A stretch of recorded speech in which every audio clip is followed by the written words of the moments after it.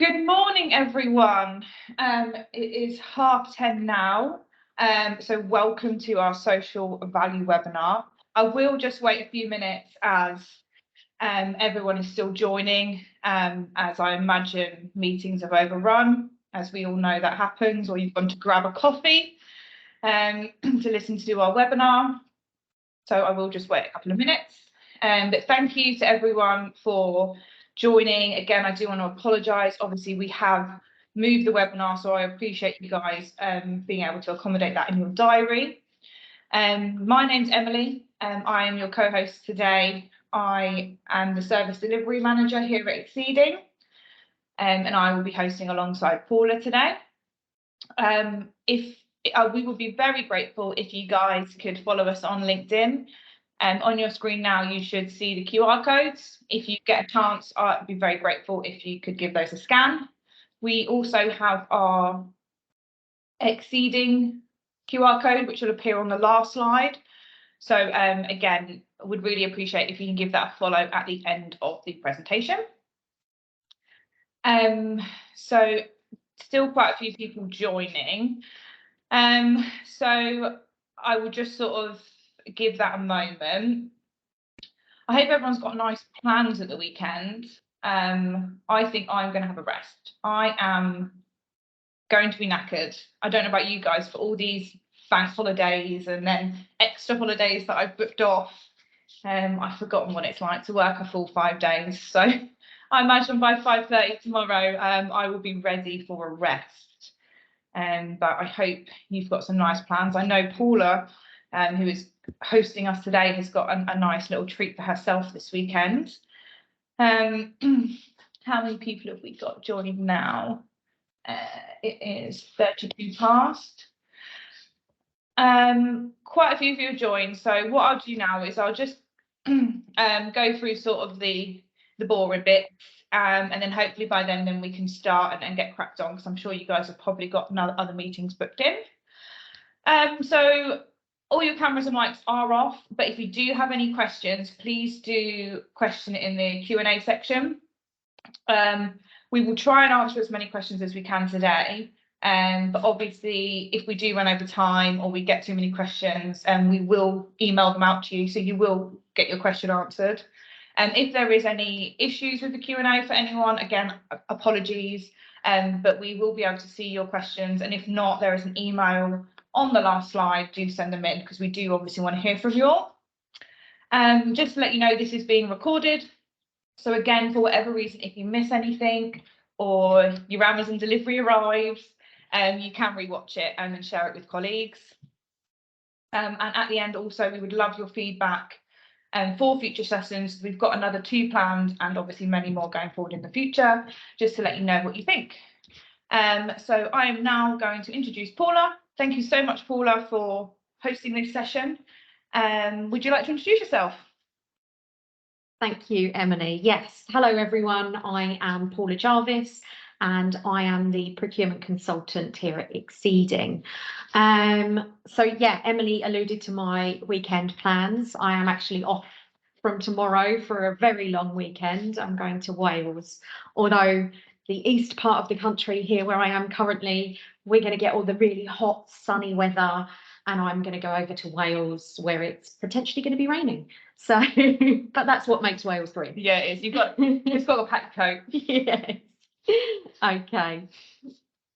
So thank you very much, Emily. So yes, just confirming that we're going to have a little feedback form for you at the end of the survey. So if you can complete that, that'd be really great, because it will help us with the further 2 webinars that we are running.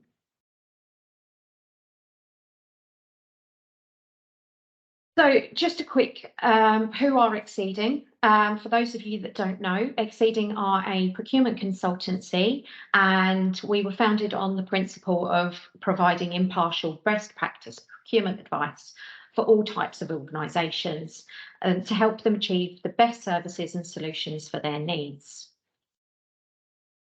So what are we here for today? So social value. Social value is about creating long-term positive changes to communities that are measurable. The Local Government Association, or LGA as some people might know it, define it as social value being through the Public Services Social Value Act, which requires all public sector organisations and their suppliers to look beyond the financial cost of a contract to consider how the services they commission and procure can improve the economic, social and environmental well-being of an area. Some of the examples that you might see of social value within a contract could be employing apprentices, awarding to local contractors or subcontractors, providing training and or mentoring to employees or the local population, assisting in working towards or achieving net zero, and having mental health employees. So right now we've got a quick poll for you. Sorry, we just seem to be having some technical issues. Here we go. Okay, so just a quick poll. You can obviously use the QR code or go through slido.com. The reference is there for you. So where do you think your organisation currently stands in regards to social value? So we're looking at that you're not aware of any social value being carried out within the organisation, that it is included in, that you've got a policy, but you're not aware of anything more, that you have it in your tenders, which is great, but then you're not following through with any sort of contract management or reporting elements of that. And the pièce de résistance that you are, you know, you're doing that contract management and the reporting side of things. So we'll just give it a minute or two to let you all sort of put through your results.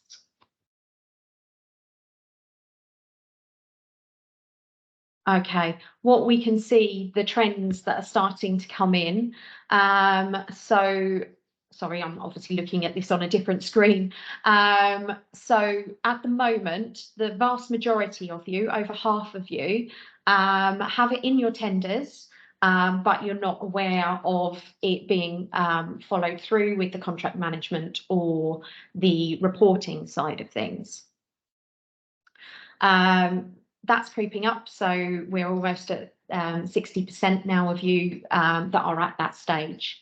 The next one we're looking at is all previous, so plus contract management and reporting. So those of you who are doing absolutely everything, congratulations. We're at about 30% of you out there that are doing that, so that is brilliant. We've got actually 5% of you who are saying that you're not aware of any social value within your organisation currently.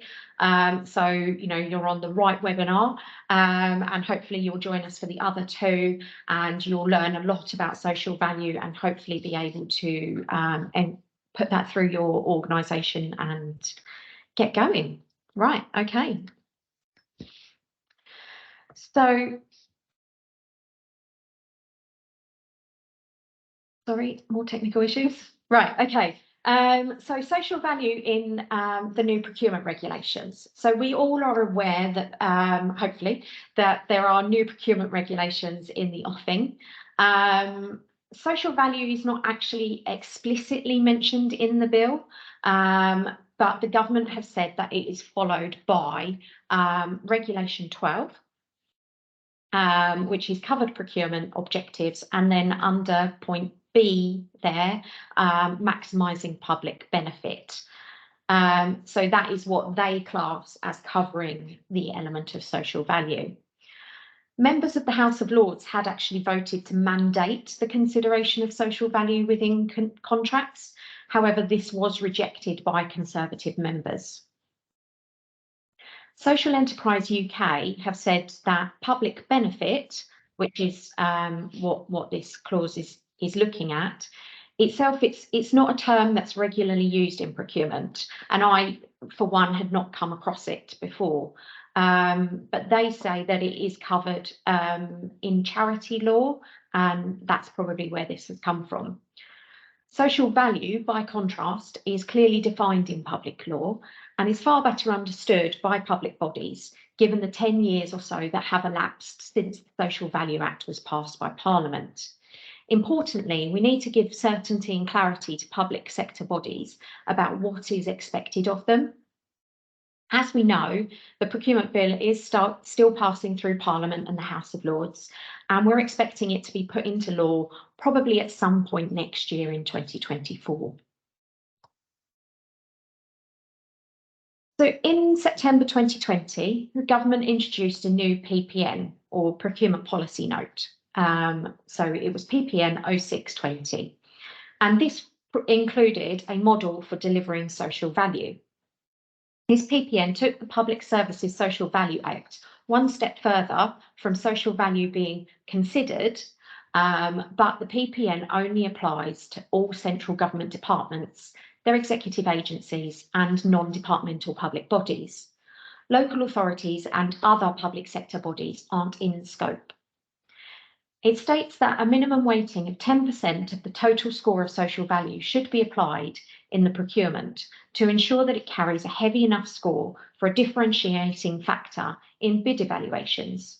A higher weighting can be applied if justified, and I am aware of organisations who are looking at 20% of their weightings to be social value. So the 5 things from the PPN were COVID-19 recovery, which helps local communities to manage and recover from the impact of COVID-19. Another one was tackling economic inequalities, which creates new businesses, new jobs and new skills, and increases supply chain resilience and capacity. Then you have fighting climate change, which, as we all know, is very key at the moment. And that is effective stewardship of the environment. The last 2 are equal opportunity, which reduces the disability employment gap and tackles workforce inequality, and well-being, which looks to improve the health and well-being and improve community integration. So what is the social value model?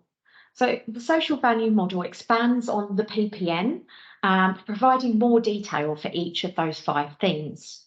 So for each of those themes, it explains why it is a priority, when it is relevant to the contract, gives model award criteria, it provides a model evaluation question, it looks at a selection of sub-criteria for that model award criteria, and provides reporting metrics that you might wish to use.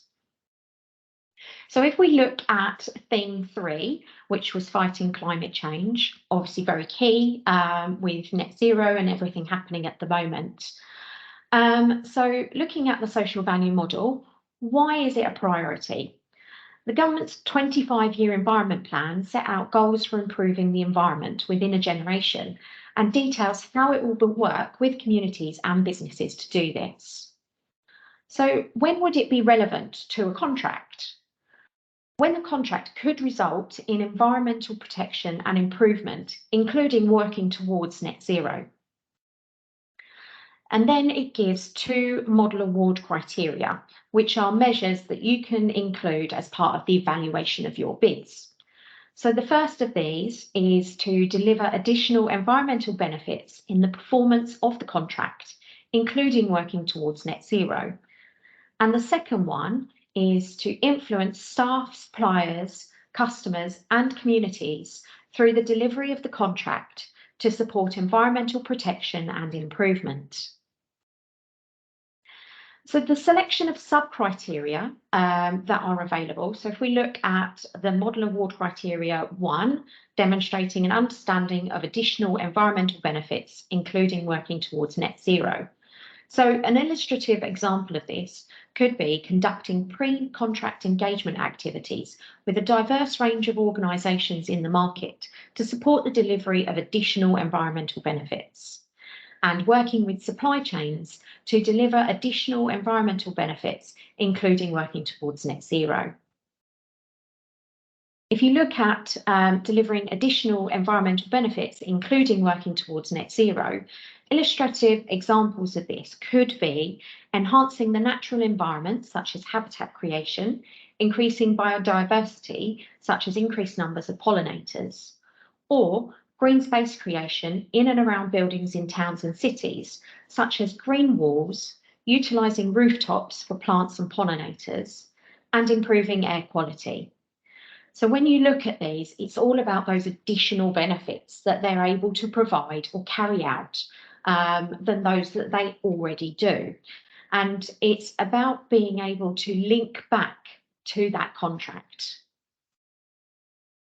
If we look at Model Award Criteria 2, understanding how to influence staff, suppliers, customers, communities, and/or other appropriate stakeholders to support environmental protection and improvement.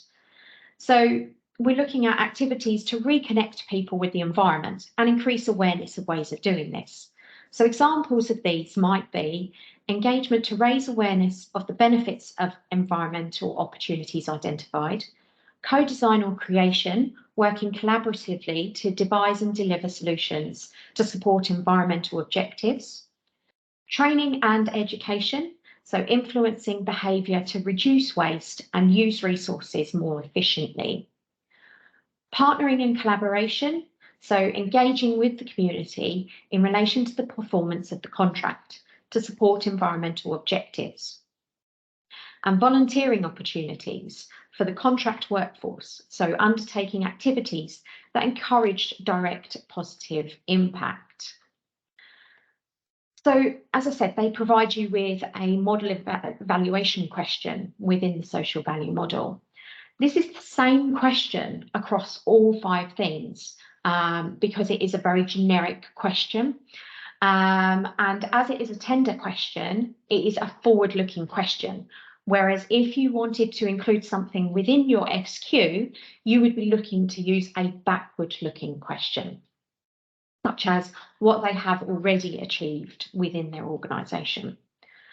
So the question looks at providing a method statement, so how they will achieve the social value theme and how their commitment meets the model award criteria. Then it also looks for them to provide a timed project plan and process, including how they will implement their commitment and by when. Also, how they will monitor, measure and report on their commitments or the impact of their proposals.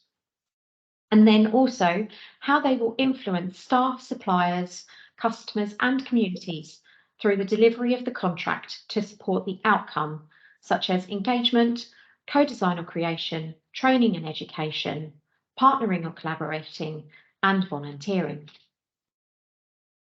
The reporting metrics that they provide for theme 3, fighting climate change, are the number of people hours spent protecting and improving the environment under the contract by UK region. Now, obviously, when they're talking about a UK region, you would define that as the local area to you where that contract is being performed. Also, you've got the number of green spaces created under the contract, again, by UK region. And then annually, you would want them to be able to provide the reduction in emissions of greenhouse gases arising from the performance of the contract, measured in metric tonnes carbon dioxide equivalents, or MTCDE. A reduction in the water use arising from the performance of the contract, measured in litres, and the reduction in waste to landfill arising from the performance of the contract, measured in metric tonnes. So there are a few alternatives to the social value model. The social value model itself came into force on the 1st of January 2021, and it includes 8 outcomes and 27 measures, and these are qualitative only. You then have the National TOMS framework, TOMS, which stands for Themes, Outcomes and Measures. was introduced by the LGA, the Local Government Association, and launched in 2017. This is predominantly used by local authorities. It has 48 outcomes and 40 core measures, which are updated annually. And this is a qualitative and quantitative measure. So it does include pricing against each of those items. You also have the HACT value calculator. HACT stands for Housing Associations Charitable Trust. And this uses a well-being valuation and allows an organisation to measure the success of a social intervention by how much it increases an individual's well-being. As per the title, it is predominantly used by housing associations. And then you have the social return on investment framework. And this involves identifying and valuing all of an investment's social and environmental impact, and then comparing those impacts to the financial cost of the investment. So an example of this could be, if we go back to theme 3, which is fighting climate change, so looking at electric vehicles.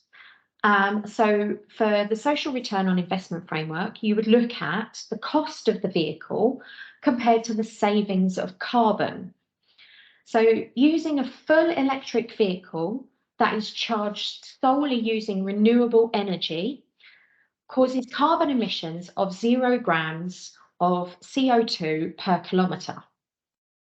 Brilliant. Charging via standard grid electricity, this increases that emission to 40 grams of CO2 per kilometre.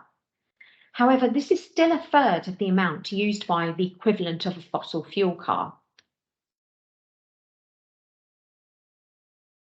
So what we have here, we've created a model to show the continuous cycle of social value and how even if you are carrying out all of the best practice standards, there will still be room for improvement and opportunities to review the priorities of your organisations.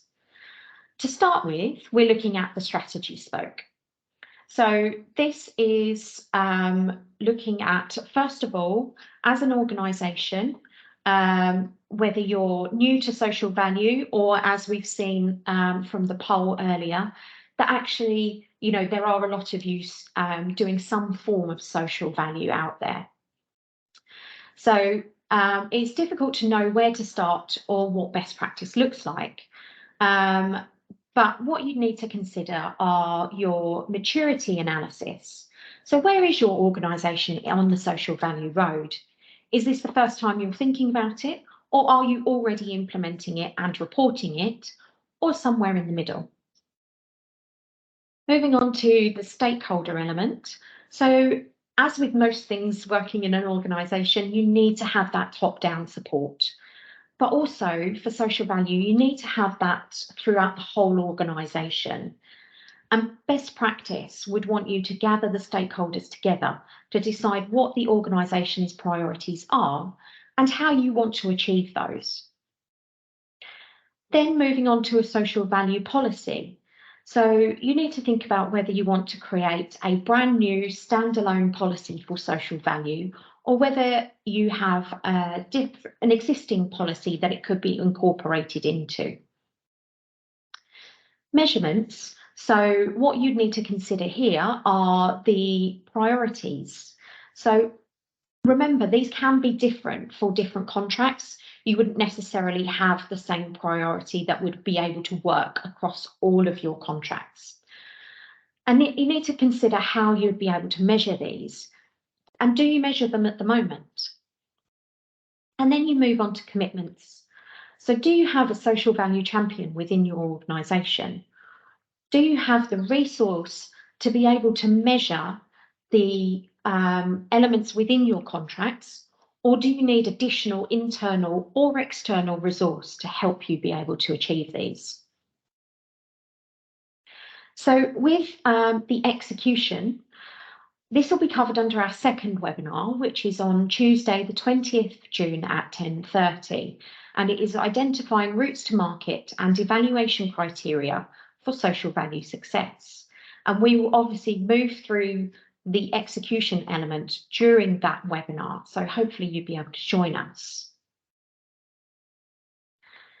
The final two on the wheel are contracts management and reporting. And these will be covered under our third webinar, which is on Thursday, the 13th of July at 10:30. And this is how to capture social value at contract awards and ensure measurable delivery. So again, I hope you'd be able to join us for both of those webinars. Once you receive the slides, which we will be sending out at the after this webinar has finished, we've included here some useful links to websites and documents. So we've included the link to the PPN 0620.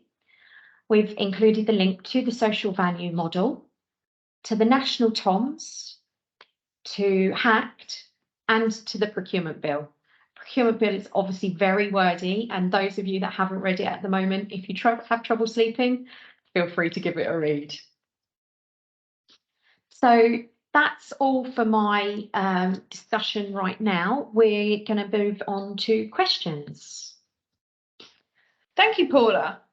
So we have had some questions sent in advance, which was lovely of you. So we'll go through a couple of those. So the first one, how do we as a company ensure social value is included in our tenders, but without going too overboard?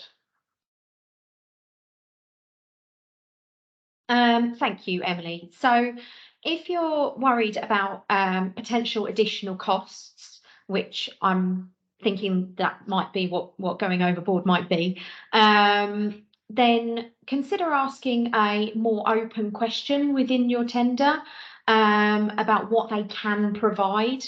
But it does make it more difficult to compare bids because you're not comparing apples and apples.